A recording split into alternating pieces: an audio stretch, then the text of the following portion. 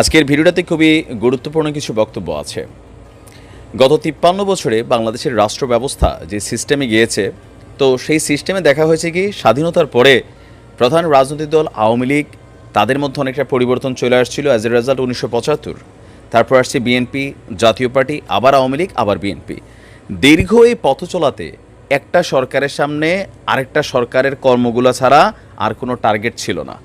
But তারা জানে সারা বিশ্ব কিভাবে চলে, কিন্তু রাষ্ট্র পরিচালনার ক্ষেত্রে কথায় কথায় আওয়ামী লীগ বিএনপিরে টানে, বিএনপি আওয়ামী লীগ এবং আওয়ামী লীগের টানে। তো এই যে টানাটানির খেলায় আসলে বাংলাদেশ কোথায় যাওয়ার কথা ছিল? এই যে আমরা অনেকে যারা শ্রমিক ভিসাতে মধ্যপ্রাচ্যে গিয়ে বসে আছি বা ইউরোপের বিভিন্ন দেশে গিয়া জীবন ঝুঁকি নিয়ে জীবন কাটাচ্ছি, কেন? তাদের দেশের ইকোনমিটা ভালো, তাদের দেশের জীবনযাত্রাটা ভালো। তা আমাদের দেশটার কি এরকম দরকার নাই? তা আমাদের দেশটা যদি এরকম দরকার হয়, সেটা করবে কে? সেটা করবে একটা রাজনৈতিক সরকার। তো এই রাজনৈতিক সরকাররা কী নিয়ে আছে? আওয়ামী লীগ গত ১৬ বছর ওই কবে বিএনপি কী করছে সেটা নিয়ে, আবার এখন যখন বিএনপি ক্ষমতায় আসবে আমরা অ্যাডভান্সই জানি আওয়ামী লীগ গত ১৬ বছর কী করছে সেইটার উদাহরণ চলবে। বাট দেশের জন্য একটা লাইফ টাইম অথবা একটা আলটিমেট গোল, যেটা লক্ষ্য, সেটা কিন্তু নির্ধারিত হবে না। আর এই নির্ধারিত না হওয়ার কারণেই বর্তমানে ডক্টর ইউনূসের নেতৃত্বে যে সরকার বসছে, তাদেরকে কাজ করতে দিতে হবে। তারা যদি কাজ করতে না পারে, তাহলে আবার বিএনপি আসবে, ১৫ বছর পর আবার আওয়ামী লীগ আসবে। এই খেলার মধ্যেই চলবে। আমি, আপনি, আমরা ব্যক্তি জীবনে গ্রামের মধ্যে রাস্তার নমুনা দেখেন, দোকানপাটের এলাকার নমুনা দেখেন, একটা সরকারি সুযোগ সুবিধা নিতে দেখেন, আপনি এদের তেল মারতে হবে, চাটতে হবে। আমরা এগুলাই করতেছিলাম এত বছর। বাট যেহেতু একটা পরিস্থিতি তৈরি হয়েছে, আমি মনে করি যে ডক্টর ইউনূস সাহেব আজকে যে বক্তব্য দিয়েছেন, প্রথম থেকেই ওনার বক্তব্য বা ওনার গোল একটা সুন্দর বাংলাদেশ। এই লোকটার কোনো লোভ নাই, লালসা নাই, টাকা পয়সার দরকার নাই। বাট তিনি চান যাতে হচ্ছে নোবেল লয়েট সারা পৃথিবীতে ঘুরেন, সেই জায়গাতে তিনি চান বাংলাদেশকে একটা সুন্দর প্ল্যাটফর্মে উপস্থাপন করার জন্য। তো যাই হোক, এই মুহূর্তে আমাদের অন্তর্বর্তীকালীন সরকার কতদিন মেয়াদে থাকবে, কতদিন পর তারা জাতীয় নির্বাচন দিবে। আর নির্বাচন নিয়ে ইতিমধ্যে আওয়ামী লীগের পক্ষ থেকে একটা বক্তব্য আসছে সজীব ওয়াজেদ জয়ের। তো এই মুহূর্তে মানসিক ভারসাম্যহীন তিনি, তার কথা বলে লাভ নাই। বাট বিএনপি বা জামায়াত ইসলাম তারা কিন্তু মনে প্রাণে চাচ্ছে যে নির্বাচনটা হোক। বিভিন্নভাবে তারা ইশারা ইঙ্গিতে বোঝানোর চেষ্টা করছে। তো দিন শেষে নির্বাচন নিয়ে ডক্টর ইউনূস একটা বক্তব্য দিয়েছেন। তিনি বলছেন যে তার হাতে এই মুহূর্তে ৬টা টার্গেট, এই অন্তর্বর্তী সরকার ৬টা বিষয় নিয়ে কাজ করছে। এই বিষয়গুলা যখন পারফেক্ট হবে তখনই নির্বাচন হবে। আবার এই নির্বাচন কবে হবে সেটা আমরা জানি না, লাগতে পারে ৬ মাস, ৬ বছরও লাগতে পারে। তবে তিনি কোন ৬টা খাতকে সবচেয়ে বেশি গুরুত্ব দিয়ে কাজ করার চেষ্টা করছে এই সরকারটা। ইতিমধ্যে আমরা অনেক জায়গায় অনেক পরিবর্তন দেখছি। সরকারি বেসরকারি সরকারি যে প্রশাসনিক পোস্টগুলো আছে, আর্মি, পুলিশ, বিডিআর, তারপর ধরেন আমাদের নৌবাহিনী, বিমান বাহিনী, এই অনেক জায়গাতে রদবদল হচ্ছে। গতকালকে আপনি voice of the global south সম্মেলনে ভার্চুয়ালি যুক্ত হয়েছিলেন ডক্টর মোহাম্মদ ইউনূস। তো তিনি তার বক্তব্যে বলছেন যে আমরা যে সরকারটা নিয়ে কাজে বসছি, এই সরকার প্রায়োরিটিতে ৬টা কাজ করছে। এই ৬টা কাজ শেষ হলেই আপনার সরাসরি জাতীয় নির্বাচন আসবে। তো প্রথম কাজটা কি?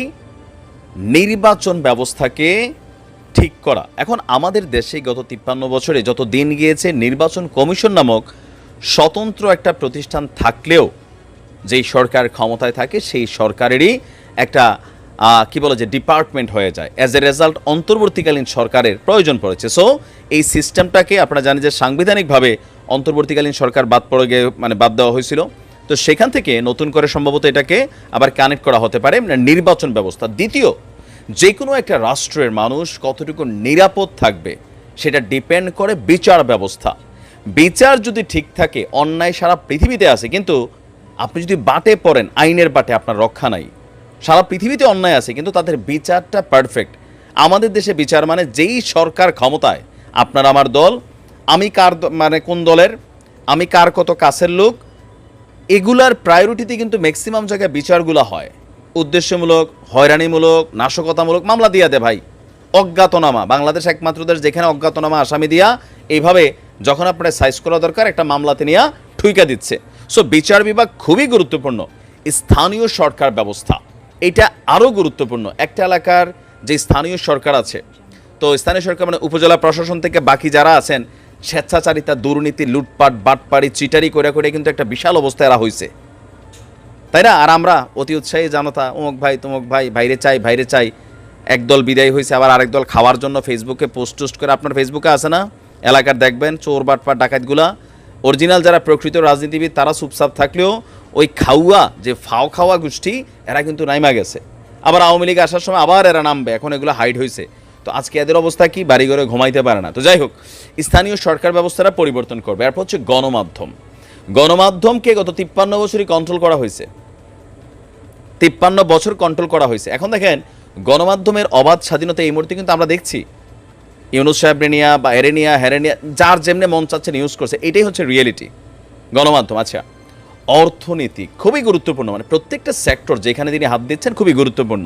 অর্থনীতিকে পুনরুদ্ধার করতে হবে। লুটপাট যেই সরকার ক্ষমতায় থাকে এগুলা ভাই দেখেন, যে দল করেন এই কথাগুলা বলার মতন সৎসাহস থাকতে হবে, তাই না? লুটপাটই তো আমরা কইরা গেছি এত বছর, বিএনপি করছি, আওয়ামী লীগ করছি, দেশের 12টা মারা যাইছি। আচ্ছা, ফাইনালি হচ্ছে শিক্ষা ব্যবস্থা। শিক্ষা জাতির মেরুদণ্ড, এই মেরুদণ্ড ঝুঁকে গেছে।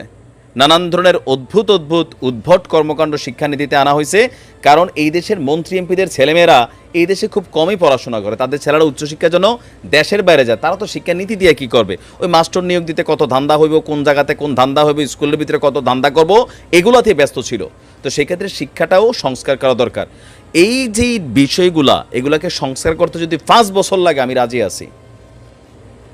রাজনৈতিক সরকার কখনোই এই সেক্টরগুলোকে গত 53 বছরে পরিবর্তন করে নাই, করলেও সেই পরিমাণটা ছিল চোখে পড়ার মতো না। সো ডক্টর ইউনূস যে সিদ্ধান্ত নিয়েছেন, এগুলা করতে যদি 5 বছর লাগে লাগাক ভাই, আমি চাই থাকুক। এরপর আমাদের রাজনৈতিক দলগুলো আসবে, একটা টার্গেট থাকবে। তো কারা কারা আমার সাথে একমত পোষণ করেছেন কমেন্টে লিখতে পারেন। আসসালামু আলাইকুম।